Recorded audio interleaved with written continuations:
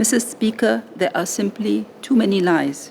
They pile up, one on top of another, each one to cover up a previous lie. This case shows a failure of leadership on the part of Mr. Singh. My conscience remains clear, as it will forever, that this was not said by me to Khan at any point in time.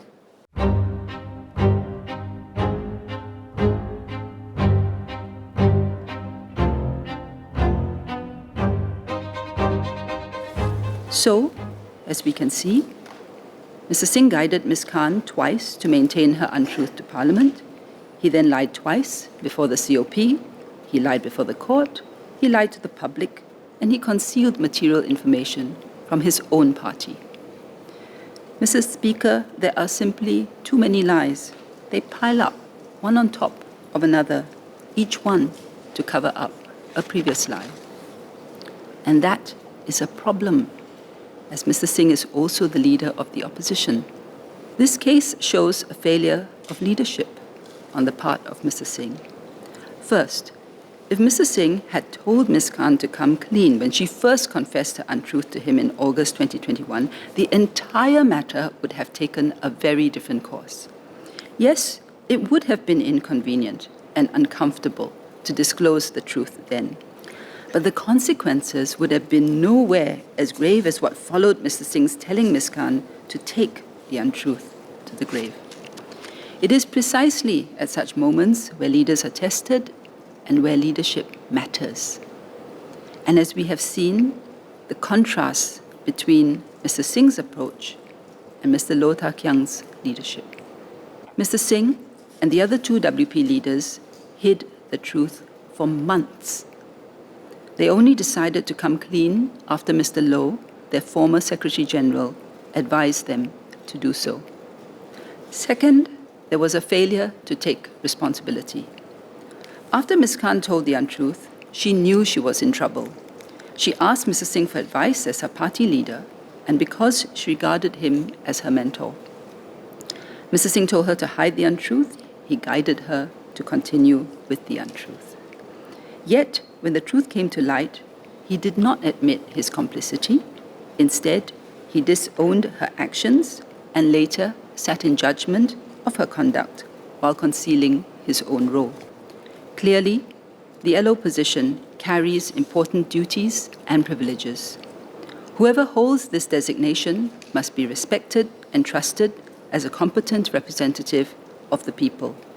Mr. Singh's conduct was dishonorable and unbecoming of an MP, and he has fallen short of the requirements and standards expected of a leader of the opposition.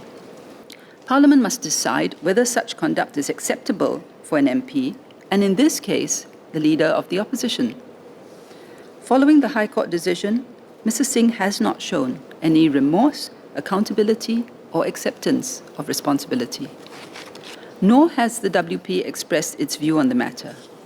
It has announced some proceedings that are still in progress, but its dilatory response contrasts sharply with its swift actions in previous cases. Honesty and integrity are non-negotiable. They form the foundation of our political system and of good governance in Singapore. If Parliament allows these standards to slip, distrust will gradually take root, and the public confidence in our institutions will be eroded, inevitably and irreversibly. The damage would be profound and exceedingly difficult to recover from.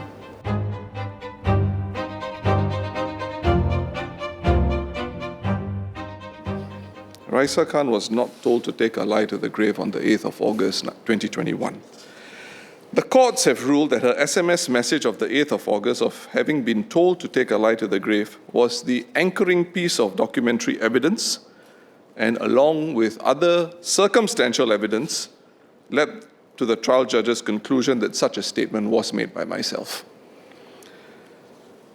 My conscience remains clear, as it will forever, that this was not said by me to Khan at any point in time. A criminal conviction does not negate one's right to assert innocence.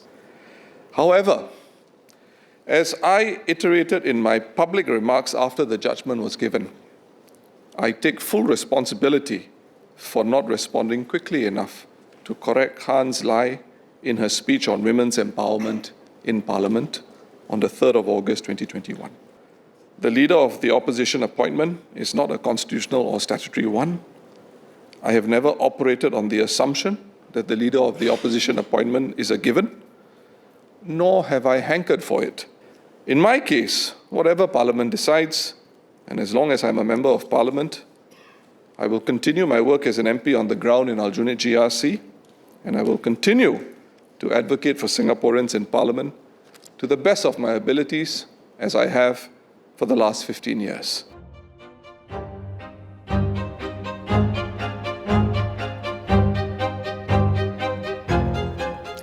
I invite Mr. Pritam Singh to reflect on his own conduct and indicate if he would be the first to agree that he has indeed fallen below the standards that should rightly be expected of him, and whether he would respond appropriately by voluntarily agreeing to give up the position of leader of the opposition.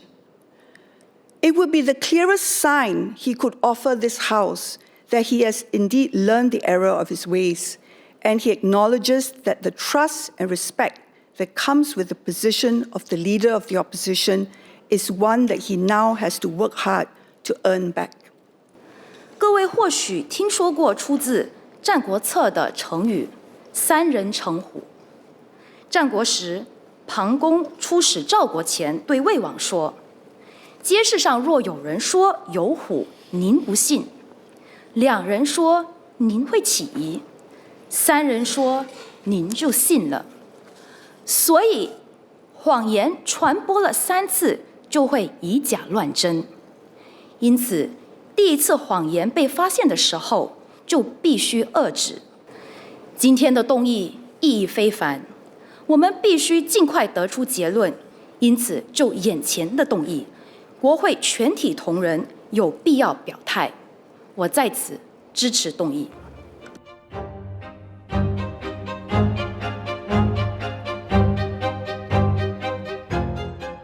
Mr. Singh's case is unlike the other instances where the MPs themselves admitted their wrongdoings. Mr. Singh has maintained his innocence, contested the charges, and appealed against his conviction. Given the different circumstances of Mr. Singh, the question that arises is whether Parliament should subject Mr. Singh to a further punishment by initiating a removal of him from his position as the leader of the opposition. Is this necessary? Or is this a political exercise? So I believe this motion today does not serve Singaporeans, but is a party political exercise. And I can foresee that our Parliament will slip further down the rule of law rankings on the factor of being able to effectively check government power. This is unhealthy and not in the national interest. By seeking to remove his position as leader of the opposition, this motion appears to be imposing a further political penalty on top of a legal one. The Workers' Party is vastly outnumbered in this House. There are 12 Workers' Party MPs in this Parliament compared to 87 People's Action Party MPs. The outcome of this motion may be a foregone conclusion due to the mathematical reality of this House, but the moral weight of the decision rests on every member. Regardless of Parliament's decision, the Workers' Party will continue our work on the ground. We will let our commitment to our service to our constituents speak for themselves.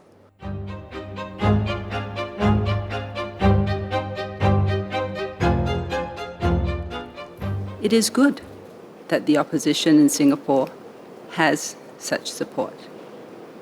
But the flip side is also true. If people give you such unstinting, warm support, you should not let them down. Singaporeans deserve an opposition who will uphold the rule of law, who will observe due process, and who will respect the integrity of our institutions. But have the WP served their supporters well in the positions that you have taken today? I very respectfully say the answer is no. The position taken by the leader of the opposition and the Workers' Party members who have spoken is disappointing.